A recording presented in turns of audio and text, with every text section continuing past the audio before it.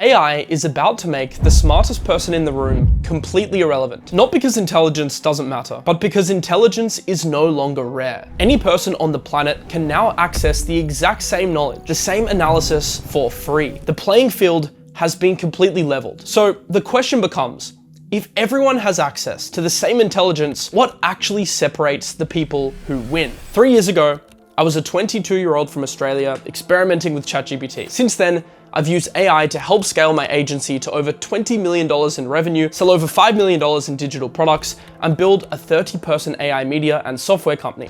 And the biggest thing that I've learned across all of it is this: AI does not reward the smartest people. It rewards a certain type of operator. Specifically, it rewards 4 traits. And if I had to start completely from zero today, no audience, no money, no team, these are the 4 things that I would build first. Number 1, consistency. Now I want to be clear. You do not need this exact same setup. You don't need 5 AI agents and a Mac Mini. That's my version because I'm deep into this world.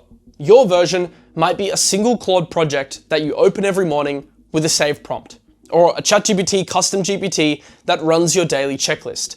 The tool itself doesn't actually matter. The habit is what matters. The point is that AI becomes something that runs in your life every day, not something you just experiment with when you're bored. Consistency is when AI stops being a novelty and starts becoming infrastructure that you use every day. And once it's infrastructure, it compounds. Every day you use it, it gets more useful because you get better at using it, and it gets better at understanding you. That's the flywheel most people never build because they simply quit after week 1. So I'm gonna show you how I maintain consistency in my life. I'm gonna show you a very simple spreadsheet, and then I'll give you the more advanced version using AI. But basically, as you can see here, I just have a checklist every day. This is my non-negotiable checklist, and I actually also do time tracking, as you can see below. This is inspired by Hormozi, hence the name. I started doing this because of him. But basically, this is just a list of things that I know I need to do every single day to create a strong minimum viable day. And then as I complete things, so I go to the gym, I take my vitamins, I plan my day, I do an overview of my finances. I call it the frog block because of, eating or swallowing the frog, doing something difficult to begin the day. And then on my content requirements, I like to ship an article every day. I like to film long form. I'll tick these off. I've got up to 3 a day. I'll tick off whatever I end up doing, batching shorts, and then if I do a market show on my finance channel, I'll tick it off there, and then I have my research tasks. So this will be completely different for you. For you, it just might be gym and spending 30 minutes on AI, or it might be more stuff than this. It could be whatever you want, but the whole idea here is to just have a checklist that you tick off every day. Now, this is the basic version. The more advanced version that I use when I'm at home is the AI version that I created, and this is a gamified dashboard, which I'll leave a link below to the full video. I explain how I built the full thing, but this is basically a more fun version of that spreadsheet where when you tick things off, you get XP points. It tells you what percentage you hit for the day. And as you complete everything in your day, by the end of the day, you can go to the history section and it will show you how perfect your day was. So it's yellow if it wasn't a perfect day. If it is a perfect day, it'll be green, and it creates this gamified approach so you can see over a multi-month period how consistent you are with your daily habits. So this is just one way that you can use AI to level up your consistency. And the third thing I use AI for to level up my consistency is to augment some of the stuff on this list. For example, one thing I do every day is I scan X and I scan TradingView to look for trading opportunities and market research opportunities, but a lot of that can actually be automated. So what I did using OpenClaw is I built a dashboard. You can see my OpenClaw team here. I've got Oscar as the lead, and then I've got my market analysts, and I have a team of agents that do X research for me. They find the best tweets of the day, and they also find the top news of the day that could impact my portfolio, which I'm also tracking on OpenClaw. As you can see here, this isn't the real number. This is just for the video, but you can see my portfolio, my spending, my financial goals. This is all built for me on my mission control dashboard, which is run on a Mac Mini on OpenClaw. So all of these things I do to help myself become more consistent and to help me consistently do the things I know I should be doing every day. So if there's things you don't like to do, for example, researching the news, you can actually build AI to help you do this. And AI is a massive, massive lever to become a more consistent human. Number 2, curiosity. I'm becoming more and more convinced that this is the most important trait that someone can possess in this era because of how fast everything is moving. Think about how most people interact with AI right now. They watch a video, they read a tweet, and they think that's cool, and then they go back to whatever they were doing. They consume AI content, they don't actually experiment with AI. That gap is enormous. The people who are building real leverage right now are not the ones with the most knowledge about AI. They're the ones who spend 30 minutes a day actually inside the tools, testing things, breaking things, and figuring out what works. Let me show you what this looks like practically. All right, if you're not a curious person, the good news is there are things you can do to gamify it to make yourself more curious. And I think the most powerful thing to do is actually just time setting. So you can see my Google Calendar here. What you can actually do is you can put in an AI experimentation block at the same time every day. So for example, you can get it to repeat on weekdays, and then 30 minutes every day. It's time blocked, it's in the calendar. You just dedicate this time to experimenting with AI. And then every single day, you can set something that you would like to do. For example, AI experimentation block. Here, you can write in, today I want to test 3 prompts on Manus. And every day you can test a new tool, or you can pick up where you left off the previous day and keep experimenting with the tool that you experimented with the prior day. The whole point of this is to actually schedule time to experiment. The reality is if you don't put it in your calendar, you're not likely to actually do it. So instead of telling yourself, well, I'm gonna experiment with AI every day, I'm suddenly gonna become curious magically overnight, blah, blah, blah, just actually put it in your calendar and then you're much more likely to actually do it. And I've found time blocking is a massive, massive hack. If there's one productivity tip, if you don't do it already, time block on Google Calendar or whatever calendar you use, it makes your life so much easier. Now, in terms of what tools you can experiment with during these experimentation blocks, well, these are the top tools that I use. This is in order. Claude is my favorite LLM. I use it for coding on Claude Code. I use Cowork for editing local folders. Obviously, I leverage Claude on OpenClaw, and I do a lot of writing. When I plan these videos, I brainstorm on Claude. I also use GPT for more strategic brainstorming. I find it's actually a little bit smarter than Claude, so it's really good for brainstorming and strategy. I use Grok for market updates, especially macro developments that are happening in real time and crypto market research. I use Manus for agentic workflows, especially if I'm on the go. I'll either use Manus or Perplexity Computer sometimes on my phone if I don't have access to OpenClaw, or if I'm simply trying to save cost. When I've been traveling, OpenClaw has been more difficult to manage because I don't have access to my hardware, so I've been using this a lot more. I use Gemini for photos, I use Perplexity, I use Notebook. There are other tools I use as well, but these are probably the main ones. These are the main 7 that you can start experimenting with. I'll give you an example of what Perplexity can do. This is absolutely crazy. If you don't know, Perplexity Computer can leverage multiple AI models. So one thing that I use it for is actually to research content. So you can see here I have a prompt, act as an elite AI research analyst and content strategist for high agency AI media. Your job is to use live web research to identify the strongest current AI opportunities for my brand and package the best one into a creator-ready handoff that I can paste directly into Claude for title, hook, and thumbnail generation. It can even use Claude itself to do this on your behalf. So if you click submit, and you can see that it's actually spinning up agents live right now. And the best thing about Perplexity Computer, by the way, subscribe because I'm gonna do a full guide on how I use this. It's probably the best AI tool in the market right now, alongside OpenClaw in my opinion, and Manus, it's also very strong. But what you can actually do is set a time every day. So in the morning, it can do a live scan of the market and already give me content ideas every single morning at the same time. So you can see here, it's running all of this research in parallel. But think about the possibilities here. You could get this to scan for real estate opportunities. If you're researching markets, it can spot market opportunities. Whatever you're doing, basically think of it as a capable agentic software to automate tasks and workflows on your behalf that doesn't require you to give it access to your entire computer like OpenClaw, which has its benefits, by the way, but Perplexity Computer, if you can afford it, it is expensive, is a really good form factor for this. So if you're gonna test one of these tools during your experimentation blocks, test Perplexity too if you have some time. Let me give you a live example of how I actually speed up my execution. So oftentimes I'll have an idea and I'll actually use GPT or Claude, but I like GPT for this, for brainstorming using voice prompts to reverse engineer an idea. For example, I was stuck the other week with my AI product. I knew what I wanted to develop, but I didn't know the exact roadmap or steps in order to get where I wanted to go. So I sent something like this in. I need help thinking through a product idea. This is the basic idea. Right now it feels too broad. Help me refine the scope and help me figure it out. And at the end, you can actually say, ask me more questions so you understand my goals. And then click enter. So you can see it sent 10 questions. What I would do if I were actually solving this problem live is I would go through and I would literally answer using the voice prompting mode, as you can see, each question. So one, who do I want this to be for? I want this to be for traders and anyone that wants to learn about AI, and also for small businesses. 2, what's the exact outcome you want? Execution, what advantage? And what you can keep doing is after I actually send my answers in here, is ask for another 10 questions. Answer them, ask for another 10, answer them, ask for another 10.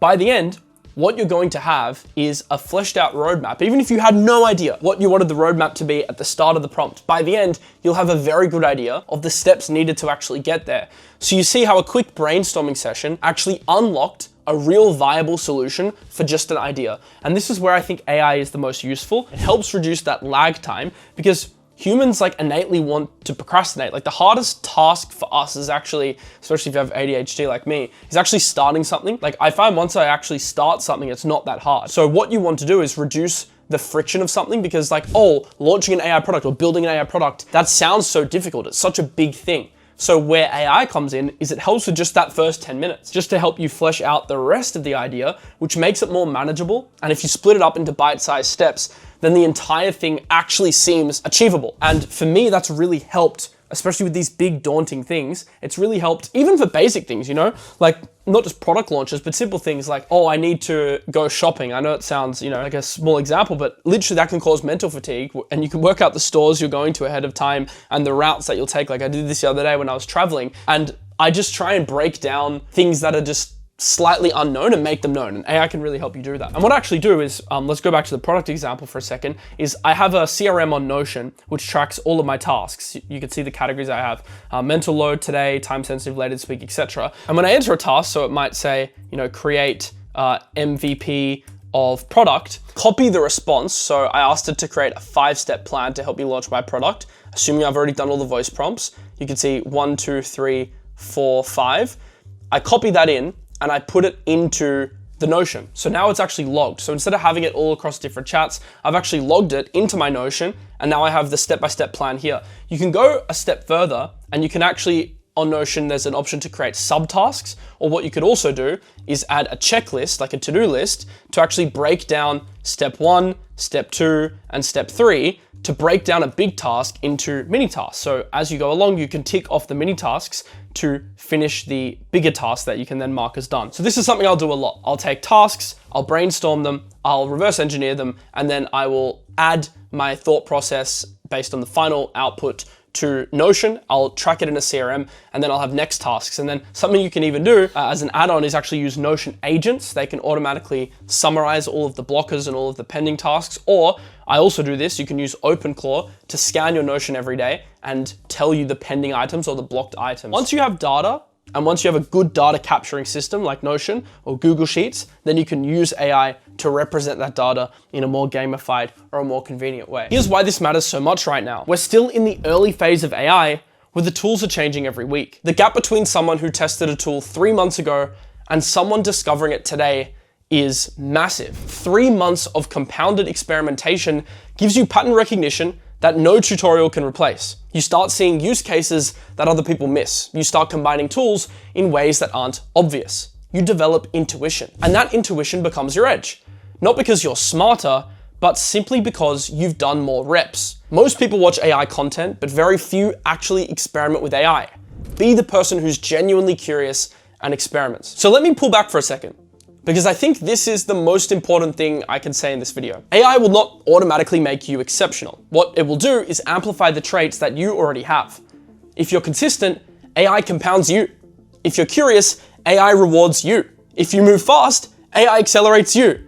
If you're high agency, AI gives you more leverage. But if you're inconsistent, AI can't fix that. If you never experiment, AI can't teach you. If you hesitate, AI can't move for you.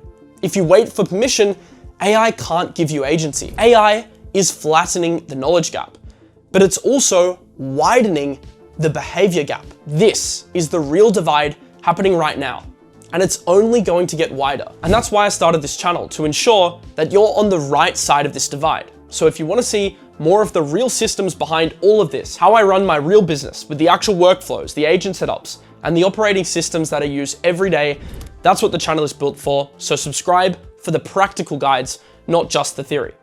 All right, let's talk about the next 2 traits. And these 2 are extremely important. And I would say a lot of my success thus far, and hopefully success to come, are attributed to these 2 traits. 3, speed. I used to sit on ideas for weeks. I'd have a thought, a product concept, a content angle, a system that I wanted to build, and I'd let it marinate. I'd think about it, I'd plan it, I'd even over-plan it.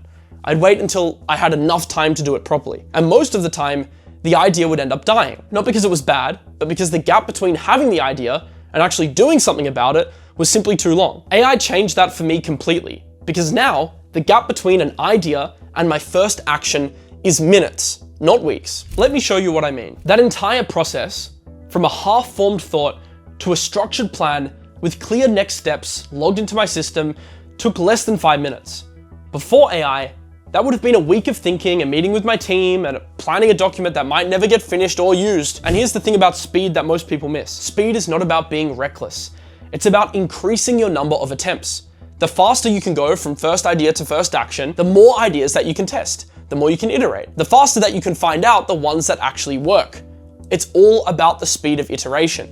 AI compresses that cycle from weeks to hours, which means in the time it used to take you to plan one project, you can now prototype 3. Ideas die in the gap between inspiration and implementation. AI now closes that gap. The people winning right now are not the ones with the best ideas, they're the ones who act on their ideas the fastest, and AI makes that possible for anyone willing to move. 4, agency. This is the trait that ties everything else together. And honestly, it's the hardest one to teach because agency isn't really a skill, it's a mindset. It's the refusal to believe that you're stuck. Here's the thing, if you've been building the first 3 traits that we spoke about today, if you've been showing up consistently, experimenting with tools every day, and moving fast on your ideas, you've actually already started building the confidence to become a high agency person. Being high agency comes from evidence.